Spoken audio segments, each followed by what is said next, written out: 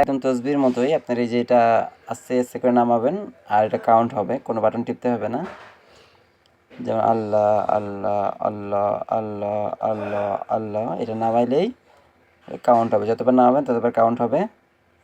যদি এইভাবে উপরের দিকে উঠাইতে চান তাও কাউন্ট হবে। হ্যাঁ, উপরে বা নামান বা নিচে নামান তসবির মতো একদম অটোমেটিকলি কাউন্ট হবে।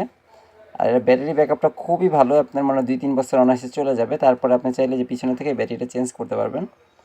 তো এটা প্রিয়জনকে গিফট করতে পারবেন বা বাবা মাকে গিফট করতে পারেন। বাবা মারা অনেক আমল ঠিকমতো করতে পারে না, ভুলে যায় আঙ্গুল দিয়ে গোনার সময়। যেমন 80 দুরূদ শরীফ আছে, 80 বার পড়লে একটা সওয়াবের ব্যাপার আছে। নামাজের পরে 33 বার করে সুবহানাল্লাহ আলহামদুলিল্লাহ পড়তে হয়, 34 বার আল্লাহু আকবার পড়তে হয়। এই যে আমলগুলো, এই আমলগুলো কিন্তু কাউন্ট করে করতে হয়। এটার জন্য এটা অনেক সুন্দর সিস্টেম। আবার করার পর রিসেট দিয়ে দিলে রিসেট হয়ে যাবে সবার। ধন্যবাদ সবাইকে।